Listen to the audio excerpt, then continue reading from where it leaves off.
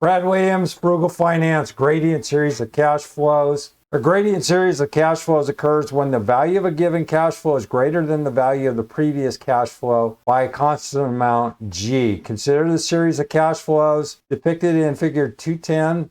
The series can be denoted by the sum of a gradient series and a uniform series. A gradient and uniform. By convention, the gradient series is defined to have the first positive cash flow occur at the end of the second time period. The size of the cash flow in the gradient series occurring at the end of period T is given by this formula. The gradient series arises when the value of an individual cash flow differs from the preceding cash flow by a constant G. As an illustration, if an individual receives an annual bonus and the size of the bonus increases by 1,000 each year, then the series is a gradient series. Also, operating and maintenance costs tend to increase over time because of both inflation effects and a gradual deterioration of equipment. Such costs are often approximated by a gradient series. So here we have this series. I'm using this, so we have a present value, and then we can do this substitution. Then we have this G factor. That's what we're solving for. As an exercise, you may wish to show that the summation reduces to this. What we're looking at here is a uniform series equivalent to the gradient series is computed by multiplying the value of the gradient series present value by the present value of the AP factor to obtain this. Kind of cumbersome.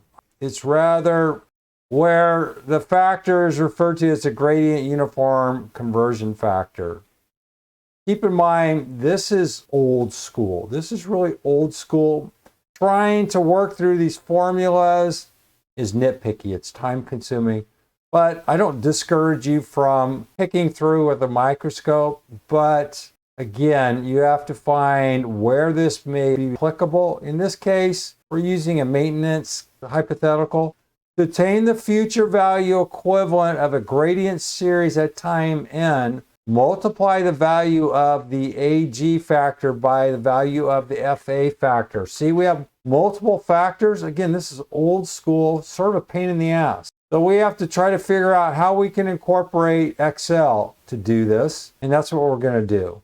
It's not infrequent to see a cash flow series that is the sum of difference of a uniform series and a gradient series. I'm going to show you an example. It's going to be down and dirty. I'm not going to dwell on this old school crap because it's confusing and it's just cumbersome and it's a pain. To determine present value and future value equivalents of such a composite, one can deal with each special type of series separately. Maintenance cost for an individual device increases by $1,000 a year over the 5-year life of the equipment.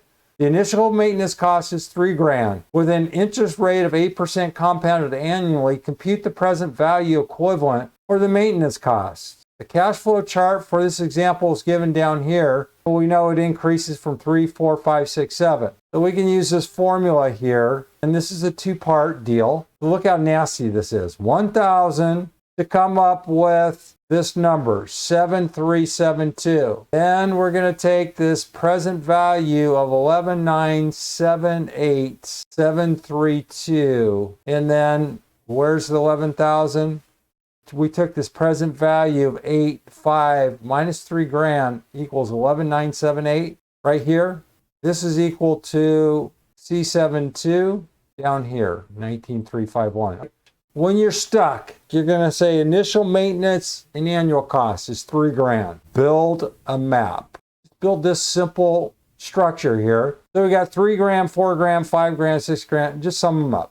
So now we're just going to take this and discount it. We're going to do the same thing as we traditionally do. And guess what? What's the answer here? 19,351. This is the present value of this hypothetical. So $25,000 discounts down to 19,351.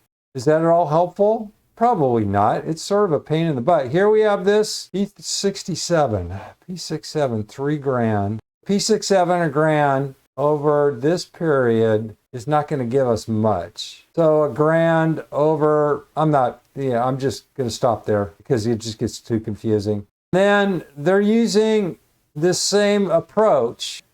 you're going, what is going on here? You can see this. We need a factor. So here's factor 1, and we're going to multiply the factor by one factor, then a second factor. We have this 19,351. We have to multiply it times this factor, or you see where I am? Here's their formula. This represents 3,000 plus 1,000 times this factor here, which is this formula, which is then this 3,000 equals 1865. See where we're going here?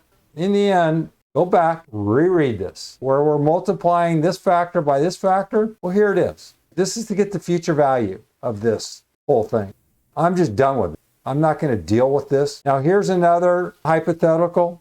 5 annual deposits are made into a money market account earning 8% compounded annually. The deposits are made sequentially in the following order. Now, you can use this, and I deleted it. I had the same format here listed below. There's an easier way to do it. Instead of doing this junk, you can go ahead and just discount each one of these at 8%, and you're going to come up with 3610.